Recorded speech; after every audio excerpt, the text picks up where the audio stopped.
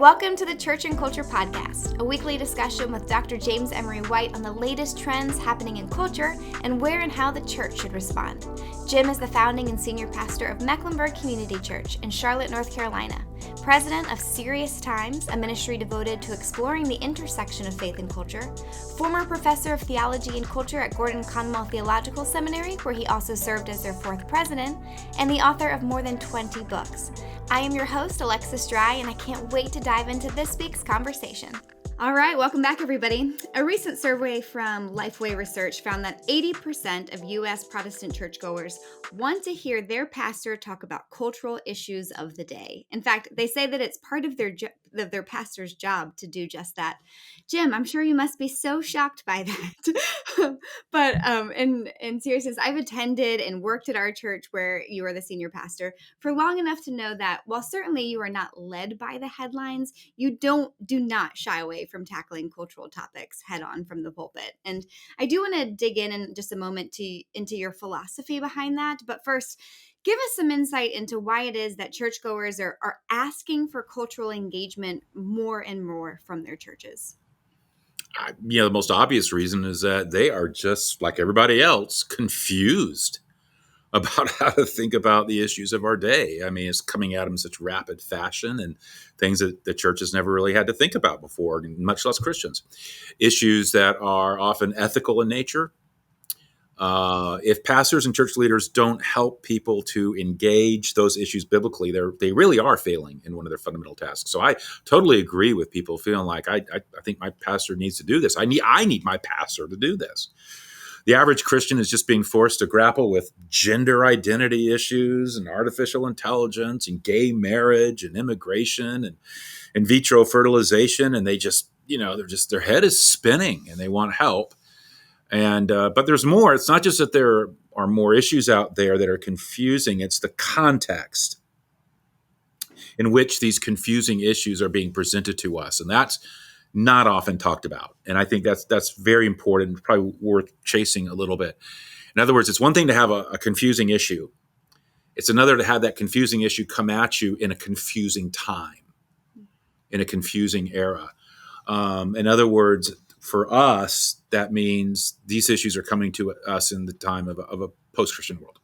It's a post-Christian context, a world that is not informed by or being shaped by Christian ideas. So that means that thinking Christianly is more alien than ever. How to do it is more alien than ever. And hostility to doing it is more present than ever. So let's talk about that a little bit, because I do think this is important.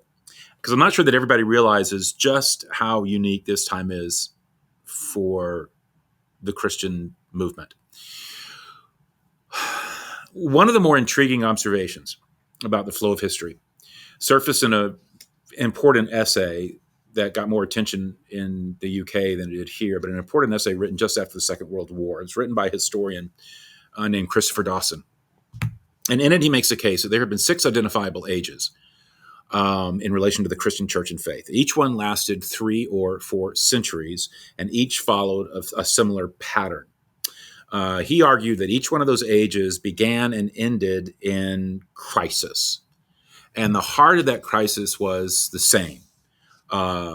Intense attack by new enemies, both within and outside of the church, which in turn demanded new spiritual determination and drive. And without this determination and drive, the church would have lost the day. And so the crisis was internal attack or external attack, but that was the nature of the crisis. And he accounted for 6 such ages at the time of his writing. My contention is that we're now at the start of another, and have been for a few years. We're at the end of an age. We stand at the beginning of another, a 7th age. But what's going to mark that 7th age? And this is a fascinating thing to just reflect on. I mean, what are the trends? What are the patterns? What are the movements? And most of all, what is the crisis from within and without that we should pay attention to that is going to mark or is marking the onset of this new age?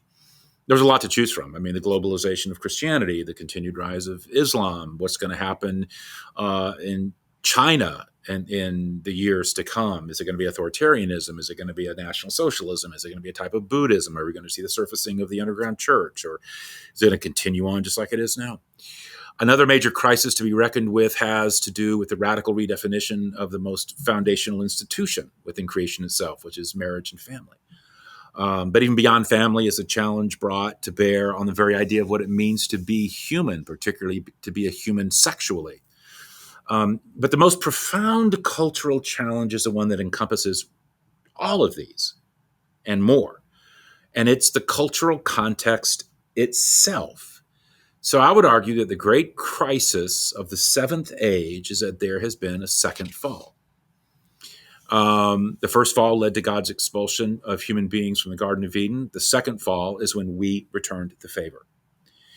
In our world, most people lead their lives without any sense of needing to look to a higher power, to something outside of themselves. So you have leaders of science, you have leaders of commerce, leaders of education, leaders of politics, regardless of their personal convictions.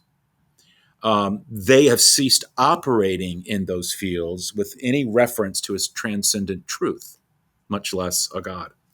This is a new and profound break with the history of Western thought and culture that cannot be overstated. Even among those times and places that might be termed pagan, secularity in this sense was unknown. Because whether it was the God of Abraham, Isaac, and Jacob, or the gods of Greece and Rome, there were gods. There were gods, something outside of themselves that they looked to. That was transcendent. That was over human life. It would have been alien to anyone's thinking to have operated autonomously, to have thought that they could begin and end with themselves in terms of ultimate truth and morality. No more. The second fall changed all of that and now shapes the world in which we live. I think a fair number of Christians intuitively sense that, there's something different in the water these days. And they may not have just maybe thought about it that way and thought that maybe that's what it is. But you take that new context coupled with the perplexing issues of our day, and it has them just crying for help. And they should. I've long been intrigued by an obscure passage in the Old Testament scriptures, as you know, almost a throwaway comment about a group of men within the people of Israel, known as the men of Issachar. By the time of David, they numbered about 90,000 or so. They were known supremely for their wisdom. It was even noted in the Talmud. You don't find this in the Bible, but in the Talmud, the wisest members of the Sanhedrin were always selected from the men of Issachar. But here's what intrigues me. It was the nature of their wisdom. In the first book of Chronicles, it simply says the men of Issachar were known for understanding the signs of the times and knowing what Israel should do. That's a powerful combination. They knew the signs of the times, and in light of that, what to do, what Israel should do. That's a powerful, powerful combination.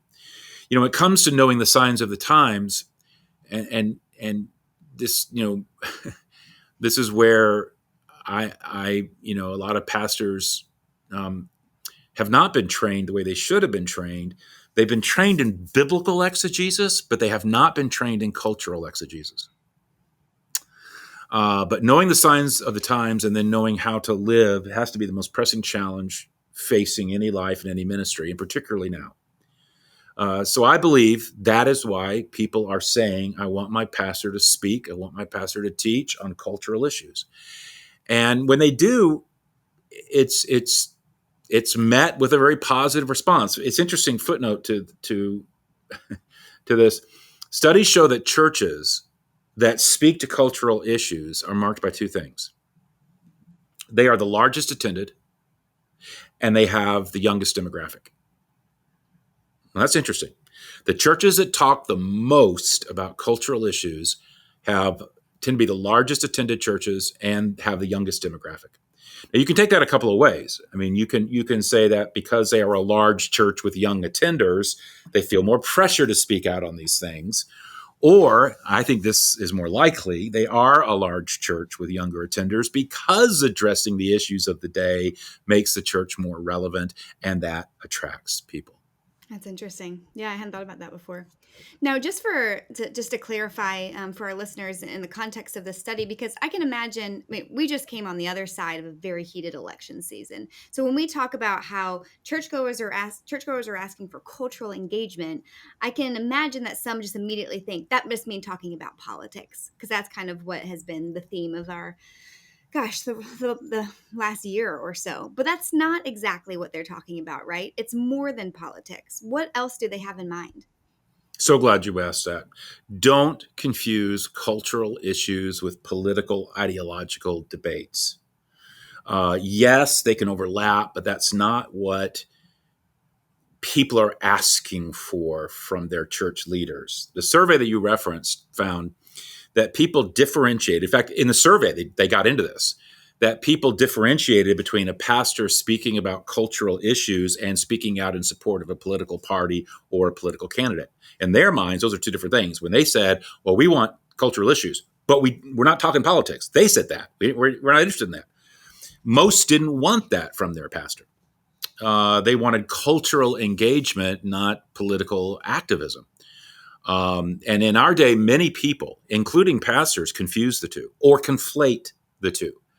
What people want is clear biblical teaching, solid theology on how to think Christianly about the issues of our day. While that can have political overtones, obviously, more often than not, it makes it clear how the Bible tends to judge all political parties. Like, I think that if you teach on a lot of these issues very fairly, biblically, people are going to be sitting there saying, well, that just steps on everybody's toes. And it does. Because on one issue, one party might get it right. On another issue, the other party might get it right, or neither party's getting it right. So the Bible just kind of goes in there like the flaming sword that it is. Hmm. Well, it was interesting that the Lifeway study found that most pastors report that they do speak on current issues weekly or almost weekly, or at least at the minimum monthly at their churches. Only about 10% claim to rarely speak on current issues. So based on those stats, it would seem as if pastors are giving their churchgoers what they want. So is there a problem here? Yes. Because yeah. What's that line from The Princess Bride? I don't think that word means what you think it means. And they say they're speaking out that regularly. First, many, and I don't mean that in a flippant, snarky way, but I do think that we need to maybe clean it up a little bit. Many pastors and even church attenders are making the mistake, as I just mentioned, of confusing speaking out on political issues with clear, regular teaching on cultural issues. Again, cultural issues can have political overtones, but there's a difference between teaching about in vitro fertilization, for example, what it is, how it works, the various views about when personhood begins, and simply coming out and saying, oh, it's right or it's wrong, bad, or whatever, and just making more of a statement. Simply making a statement or a passing reference or giving a verdict isn't helping people to engage issues with a Christian mind. It's fine to teach and give what you feel convictionally might be the appropriate verdict biblically on a particular subject, but take them with you. Help them think, help them know how to reach a biblical verdict rather than just announce it from on high. So I do think that just giving a verdict is not really teaching on cultural issues or just giving your opinion or your position. A second concern that I would have about that is that many times the cultural issues that may be being addressed are the safe ones, the ones where the pastor may already know where most of those folks have landed, and there's not any confusion in their minds. They aren't looking for guidance. They're looking for reaffirmation. They're looking for encouragement, or they just want you to throw some red meat to them so they can, rah, hearing their pastor say what they want him or her to say. And there can be a place for that. But if that's all you do, you're not helping with those areas that are confusing, and you're not really being that lead teacher, shepherding, going out ahead on these cultural issues. You're just kind of having a pep rally for what everybody already believes. And that's different. That's not really teaching on a cultural issue. And because when you do teach on a cultural issue that really needs to be taught on, I mean, you know it. I've had times when I knew I was going to be like talking through something that I knew had not commonly been talked about or wasn't being commonly talked about right now in the church today, but it was a huge question for people. Maybe it fell into a tough area or a gray area or a confusing area. And I mean, you hit it on the nail on the head when you have people come to you later, send you emails, whatever, and they just say, thank you, thank you, thank you, thank you, thank you. I have been in church my whole life. I've never heard that addressed. I've always wondered about it. I've always been confused about it. I didn't know how to answer the questions that I would get from my non-Christian friends about it because they ask questions like this.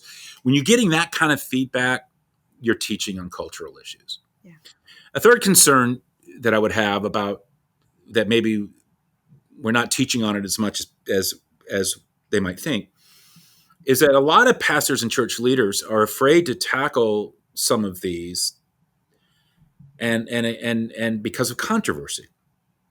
They don't want the controversy. They just don't want the drama. If they tackle anything related to, LGBTQ, they wonder if they're going to be picketed the next week. If they tackle anything related to immigration, they wonder if they're going to alienate one political persuasion or the other. There's just a fear factor that is there, which is something that needs to be faced and owned. And I think that we'd be bolder, obviously, in our cultural engagement if we tackled some fear issues. It's interesting. Something came to my mind knowing we were going to be talking about this, and I brought it with me. This would be a good place to maybe mention it. There's a statement that has been widely attributed to Martin Luther. It did come from Martin Luther, but it came from a fictional Martin Luther. In other words, it was something from a book written by Elizabeth Rundle Charles back in the 1800s. She wrote a biography of Martin Luther, and it was a novel. And in that novel about Luther, which is well researched and well done, she had Luther say something. Luther, the great leader of the Reformation. And people since have just mistakenly thought it was an actual quote of Luther, but it came from a novel. But let me read it because it's still darn good. And it's the spirit of Luther. In this novel, Luther says, if I profess with the loudest and clearest exposition every portion of the truth of God, except precisely that little point which the world and the devil are at that moment attacking, I am not confessing Christ, however boldly I may be professing Christ. Where the battle rages, there the loyalty of the soldier is proved, and to be steady on all the battlefront besides is mere flight and disgrace if he flinches at that point. That is good. That is good. And it's a good word for our day as we engage these cultural issues. Yeah. So when I was when I was reading that study, I was thinking about how we had spoken recently about how the American public in general is losing trust in pastors and clergy. Yet this study found that 9 out of 10 Protestant churchgoers have what they called absolute trust in their pastors. So you would think on one hand that would empower pastors to speak openly on cultural issues, knowing that their congregants are basically admitting to having a bias towards trusting them. Yet, on the other hand, I imagine that mishandling a cultural topic, especially one that brings with it a high level of emotional energy, could quickly lead to mistrust. How could you caution, or how might you caution pastors when speaking about hot topic issues, lest they abuse or lose that trust? First of all, when I read 9 out of 10 had absolute trust in their pastors, I went, in what reality? what are you talking about? I mean, so I wanted to dig a little bit more into the who they surveyed and what drugs they were on. But but to your question about how a pastor can lose trust, because I think that is 3 things come to mind. But man, you need to do your homework. You just got to do your homework. Pastors and church leaders need to, when they talk about an issue that's a hot topic, they need to study that issue hard from every angle. not just the one that they might have started off agreeing with. They need to look at it, make sure they're presenting the dynamics of it so fairly that they aren't misrepresenting anyone or any position, that they aren't forcing the Bible to speak to aspects of the issue that it really doesn't. That's another thing, that people sometimes are just so desperate to tackle an issue, to bring what the Bible says, and it's like they don't have the peace or the confidence to say, the Bible's silent here. We're going to have to look at this more from a biblical theology rather than a biblical verse or section. I mean, you're going to have a humility with that. Or when the Bible's really silent, or it doesn't give you the specificity you want, and yet you want there to be that kind of moral specificity, you just got to be so careful to just not make the Bible say what it doesn't say, or import an extra biblical ideology for your exegesis rather than let the Scripture say what it says. But anyway, you're right. They can lose their credibility pretty fast if they don't do that. A second thing that comes to mind is not everything has to be wrapped up in a nice, tidy package, which I kind of was alluding to. And be honest when it can. I remember, and you'll know what subject this was because you were present for it. I recently engaged a very controversial issue in the last year here at MEC that is often dealt with in a very monolithic way. And I actually laid out 3 different positions that I felt a thinking, Bible-believing Christian could hold. I walked through all the scriptures that spoke to the subject, taught them as fairly as I knew how, and said, and here's where, within the stream of historic Christian orthodoxy, people have landed. And I think you can land in one of these 3 areas and be a thinking, Bible-believing Christian. I also taught as clearly as I could what positions I thought were outside of that, outside of what a thinking, Bible-believing Christian could hold, at late base. I just don't think that there's a lot of that kind of nuanced teaching going on around complex issues. And I don't say that to be self-congratulatory. I say that just as an older pastor to younger leaders, that I think there needs to be more of that kind of nuanced teaching around complex issues. The problem in our day is we've so reduced everything to a tweet that we it's like we can't have more detailed, sophisticated conversations about complex issues that we really should have. Instead, we just have this wooden kind of, meme approach toward perspectives, and that's the Bible's deeper than that. Christian life and thought is deeper than that, and I think we need to do better than that if we're going to engage the world. Finally, I would really caution younger leaders to pick their battles. And here's what I mean. You and I were actually having a conversation about this the other day with some other pastors. If you're a young pastor new to your church, I wouldn't launch into a 6-week series on politics. I wouldn't have a hot topic series where you tackle IVF and immigration and artificial intelligence and the legalization of marijuana and yoga and gay marriage and whether or not to have a tattoo. You just don't have a lot of credits in the bank yet. Wait until you've earned a few with the people that you're serving and leading, and then make sure you spend those credits wisely.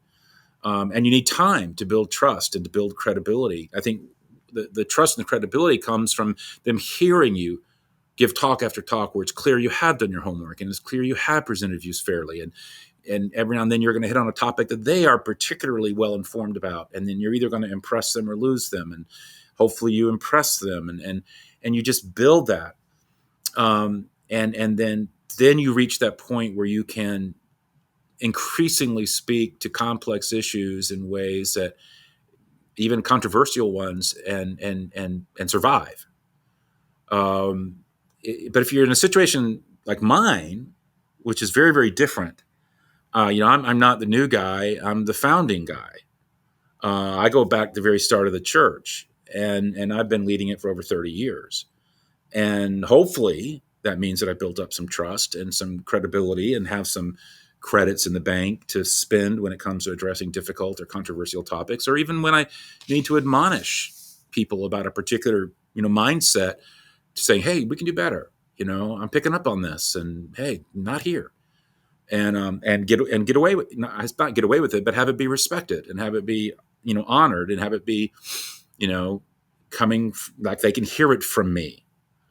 I can just say things or take stands that someone else might not be able to. It might be harder for them to hear. even someone else on staff. If someone's saying like, I'm not quite sure I'm tracking with you. Let me put it to you this way. If I'm a 35-year-old guy, I don't want to hear a 20-something tell me how to be married. I don't want, who just got married. I'm struggling with my marriage. I'm in my 10th year or something like that. But this kid hasn't been married 24 months and he's telling me how to do marriage. I don't, nah.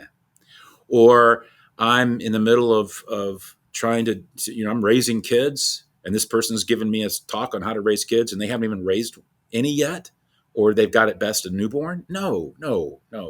That doesn't, so there is that sense where that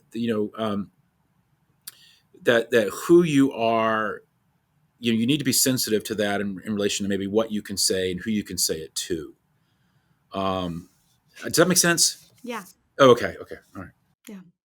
Now, you mentioning earlier that, those churches who speak on cultural issues are attracting, larger audiences and particularly younger audiences. That's like throwing out red meat to anybody who's listening in ministry. So before we have any pastors out there or teachers who are getting ready to throw out their 10-week course on Galatians in order to, scan the headlines for their next their next series, can you talk a little bit about how we cannot just live off the headlines while there has to be a properly balanced diet, I would say, of Oh, culture? yeah, you're right. No Yeah. church can, no church should do that. There needs to be a healthy, balanced diet related to teaching that I take very seriously and spend a great deal of time and thought and prayer about, and also that is unique to the church that I lead. And I think there also needs to be very clear intentionality along those same lines to your comprehensive discipleship efforts, which go way beyond weekend messages. I've actually only done one series this year. When we're recording this particular podcast, it's November. And so when looking back over this year, which is almost done, I've only done one series this year that dealt specifically with cultural issues. And even that wasn't completely intentional. And I might have had some years where I've done three, because of just stuff happening. But I only did one this year. We did a series titled "What the Bible Really Says About ... And then we filled in the blank for 5 weeks via social media voting from our social media followers, tenders. We let them determine what they most wanted to hear, what the Bible had to say about certain issues. Of the 5 top vote getters, and that's what we went with, the top 5 vote getters, 4 were cultural issues. And just to save a few emails, here are the 5. They wanted to know what the Bible had to say about artificial intelligence, politics, immigration, in vitro fertilization, and angels. So of the 5, 4 were current cultural issues. Although you could argue that angels was cultural as well, because there's so much in our culture about angels and angelology that heightens people's interest in them greatly. But that's been it for the year. There are so many headlines, so many cultural issues that you could be tempted to having more of the diet be that. But I think you burn a church out on that after a while. You need to have a wide, balanced, intentional diet. I will say it would be rare for me to go a year without touching on some type of cultural issue, but it's more on an as-needed basis. We've done series on, gender. We've done series on, all things, related to LGBTQ or something like that. We've done series, I have talked on immigration and various other things. But having said that, because the need is so intense, though, to speak on cultural issues in the midst of needing a balanced diet, I would encourage pastors to look for other avenues to engage issues beyond their weekend teaching, because you don't have to just have it fall on those 52 weekends a year. There's a lot of ways to do that. One is that while I've only had one series this year that dealt directly with cultural issues, that doesn't mean I didn't speak to cultural issues in messages and series that weren't specifically on them. You can weave things in on current issues that help people in the context of other topics. For example, we had a series, I ripped off title of a book by Liz Higgs, Bad Girls of the Bible. Mm-hmm. And I wanted to do a series of character studies, and we called it Bad Girls of the Bible, and totally gave her all the credit for that and tipped our hat to that books. And we had several categories of types of bad, and under each one, I had 3 or 4 different women that could have fit that particular bill. And I remember in one of the categories, I specifically chose the Witch of Endor, the medium of Endor, to be the bad girl for that week for that particular category, because I also wanted to speak to the cultural issue of understanding the occult and the nature of the occult and what is the occult. And because one of the things that concerns me as a pastor is how many Christians are dabbling in the occult and they don't know they're dabbling in the occult. They don't know that they don't even know what the occult is. So they'll read their horoscopes or play with that Ouija board or get their palm read or tarot cards or do other things. They won't even think about the fact that that's the occult. Mm-hmm. And so I wanted to have a way of getting at that. So sometimes I'll look for things like that where they don't feel like I'm in a series on culture, but I'm dealing very much with a cultural issue. I'm kind of getting 2 birds with 1 stone. I'm teaching on this particular biblical story, but I'm also making sure that everybody understands, okay, what's a medium and what's the occult and what was so bad about this.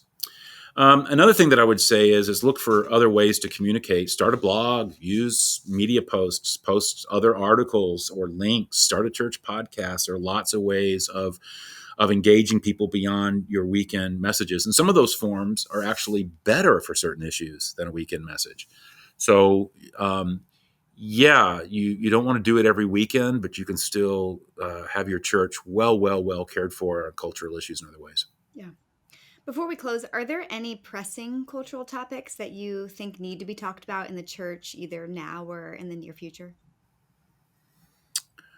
Yes. And when you ask that, I think of where people seem to be right now the most culturally, biblically confused. And I mean as Christ followers. And here's what comes to my mind. First, all things gender. And that has to be taught, not just a pronouncement like, oh, trans is bad. Oh, that okay. That I get it. And I don't believe in the agenda and the ideologies surrounding that. But man, take people there, teach about it, talk about it. What is gender? What is male? What is female? Take some time with that. We did a whole series on gender, and the feedback on it was so strong because it was so helpful. And you can get hold of that series. We'll put links to it in the show notes if you want to get hold of the series that we did on gender through the Church and Culture site. Maybe we can put a direct link to it. But I mean, you've got to teach on these things, not just make pronouncements. There is a difference. Help people. Like if you are going to be alarmed about something and you want to clearly show something being outside of biblical fidelity, take people there. Help them understand why. That's discipleship 101. Helping people know why they believe what they believe. Why they believe what they believe. I think another area that stands out has to do with what is and is not acceptable behavior. I think it's an area of great confusion right now for Christians. Most Christians know the big things. I shouldn't lie, cheat, steal, kill, but there's a lot they're not clear on that they're being inundated with by culture. And they tend to, is it okay for a Christian to drink wine? Cannabis. When it's legal, if marijuana is legal in my state, am I okay to smoke it? Can I take a yoga class? Does it matter what kind of yoga class? What about attending a Diwali ceremony, or attending a friend's gay wedding, or getting a tattoo, or placing a sports bet now that that's legal, or watching an R-rated movie? And is there a difference between an R-rated violent movie and an R-rated movie for sex? Or what is there? Do I have guidelines here? On and on it goes. What I find among so many Christians is that there's either a thoughtless embrace of everything culture has to offer like that, or a legalistic rejection of it all, and no nuance, no biblical teaching, no sense of thinking it through biblically, to where you might say, well, that one, no, but that one, yes, but this one with parameters, and just helping people really ground themselves in that. So I think that's an area of need. A third area that I think also will loom large, and obviously already is all things technology, and particularly artificial intelligence. And finally, and this may seem off topic, but I would argue it isn't, is helping people model Jesus as they engage culture, as they react to culture, as they are Christians. Like there's a I just see all these reactions to culture right now that disturb me, that I don't think are particularly helpful and are not particularly evangelistic. Violence, legalism, divisiveness, anger, harsh words, insults, getting into ideological camps, demonizing others. Some get so political that their ideology becomes their theology. It's like we just don't know how to be like Jesus in a post-Christian, culturally complex day. And I think that is an area where there could be some guidance. So those are some things that come to mind that I'm sure people would like to hear their pastor talk about or help with. And even if they don't want to hear their pastor talk about it, they need them to. Yeah. Well, whether you're a pastor listening to this or just someone who would like your pastor to talk about these things, I really do. We've said this before, but I do hope that you'll take advantage of just the treasure trove that is a church and culture website. I mean, between the articles that Jim posts, that give us really insight into what things our culture is caring about and talking about, to, the blogs that he posts or the message series that he's already kind of tried out for you here at the church that we both serve at Mecklenburg Community Church. Really is so helpful, even just to provide some different ways you might think about these things or present them, or just access to articles and whatnot that give different viewpoints. So again, if you haven't taken advantage of that before, it's been a while. I hope you will do that. But thanks, Jim, and thank you guys for listening. We hope you'll catch us again next week.